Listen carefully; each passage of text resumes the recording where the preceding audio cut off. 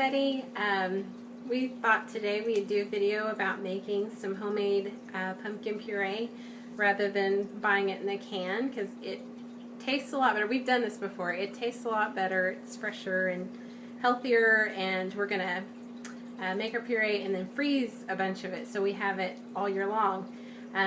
Anyway, but today is November 2nd, and it is really hard to find pumpkins now for some reason. I don't know where they all went, because yesterday I saw some pumpkins at our Kroger next to us, and then this morning they were all gone, and there was a ton of them, so I don't know if they threw them away or what, but there happened to be like a little pumpkin patch down the road from us, and they basically were just giving the pumpkins away. There was tons of them, and they just said, you know, donate whatever kind of money you want, so we gave them $5, and we got 2 humongous pumpkins. This is a Parmesan cheese container, just to show you how big these pumpkins are. We have a second one too, and then we got a whole bunch of like little bitty tiny ones. But we are going to gut this, just the seeds out, and then we are going to put them on a roasting pan, and we are going to roast them in the oven, and we are going to make our own pumpkin puree. So when we get it kind of cleaned out and put on the pan, we'll come back and show you what it looks like. Okay, so we got our pumpkins cut up and we got them cleaned out, and what we're going to do is we're going to set our oven to 350, and I went ahead and lined one of the racks with just a sheet of foil, so that if anything were to pour off or leak off, at least it wouldn't be in the middle or in the bottom of my oven. So 350. And then what we're going to do is we're going to take our pumpkin pieces, and of course we have a huge pumpkin, so it's going to take us quite a while. But you're going to set them face side down on your pan. And then what we're going to do is we're going to stick them in the oven, and we're going to check them probably after about 40 minutes or so. These are really big, so if you have a smaller pumpkin, it's going to take less time. But basically they're going to look kind of a little bit brown and then sunken in. And so we're going to go ahead and stick these in the oven and get those roasting. So this may not be too hot.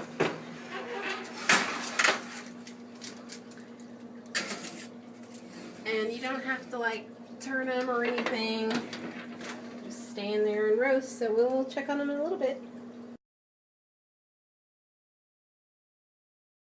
So it took us a lot longer than we thought for these to cook. It's been about an hour and a half, but we kind of were testing the temperatures and stuff. We ended up doing like 400 for the last 15 minutes or so, and I think it really kind of helped them along. So maybe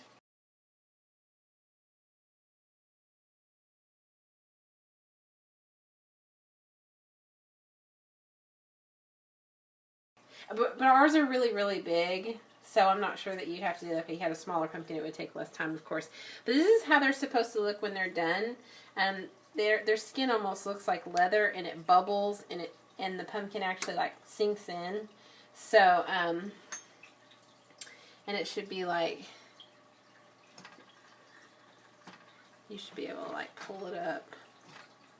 Start to, yeah. I mean, this is leathery. But you can see, if I can get this off, this outer layer of it is definitely done. And if you can see that in there, and it just goes through, it's really, really soft, and it's sunk in, and it looks like the stuff you get in the can. Well, better. But yeah, so that's pretty much how you do it. Like I said, we have a lot of pumpkin pieces because our pumpkins are huge. But we're just going to take the skin off, and then we're going to put it into a big bowl and just puree it. And then I'll show you what that looks like after. I'm going to let them cool for a little bit, and then I'll put them in a bowl and puree them and come back and show you. Okay, so I thought I'd just show you really quick. I took out the top, or took off the top leathery layer, the skin, and then I just cut around all the edges, just like a thin little bit, just to kind of get off, because it's kind of like a crustier, dried out pieces on the outside. So I just went ahead and went around it with the knife thinly, and then took off the top, and then I just cubed it up and I stuck it in my bowl, and I'm just going to see if my little hand blender will work to blend it up and puree it. If you have a food processor, it would probably be better, but I don't. I have a little tiny baby one, and that's not going to work for this. So I think that last year we used like a big blender, but our blender went out too, so that's why I have this. But anyway, I'm going to get this pureed up, and then I will come back and show you what it looks like. Okay, so this is what our pumpkin puree looks like after it's been draining for about an hour, 45 minutes to an hour. There's different methods and ways to do this. I used a towel and sandwiched the puree in between. And some people use coffee filter and a mesh strainer to strain it, or cheesecloth, but I've done this before, and that's how I chose to do it, was with a towel. But either way will work, and you come out with some lovely pumpkin puree to use. This made a third of the pumpkin, made about 3.5 cups of puree.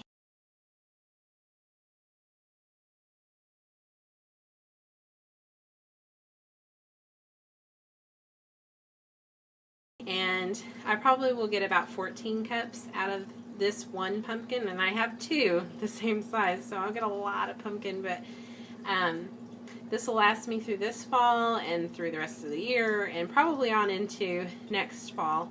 I'm going to freeze it, I'm going to bag it and freeze it, but it tastes better, it's a lot healthier, I think, and to me, I think it's fun to do it, but anyway, I'm going to go ahead and bag this up and show you what that looks like before I put it in the freezer. Okay, so I've got a gallon-sized baggie here, and I just put it in a big cup to make it easier to put in there. But I'm just going to put all my puree in there. I might actually be able to put more when it's ready. I have some more pumpkin in the oven that's going. But just to kind of give you an idea, you're just going to fill up your bag, probably half, maybe halfway full, because what you're going to want to do is kind of mash it flat. I can still put a little bit of pumpkin in there, but kind of try to get the air out, because you don't want to get freezer burn and all that yuck stuff after you just spent so much time working on your pumpkin. So anyway, you're going to fill up your bag a little bit more than I did, maybe like 4.5 cups or so to a gallon, and then you're going to just flatten it, and you're going to put it in the freezer flat, and then you can just stack them on top of each other. And actually on these bags you can actually write like the date that you did it and all that good stuff. But that's what I'm going to do to my pumpkin. I'm probably going to have like a bajillion stacks of pumpkin, but it will last me for a long time. So anyway, I hope you enjoyed this video, and if you give this a try, leave me a comment below and tell me about your experience. I'd like to hear from you, and I will be back soon with another video.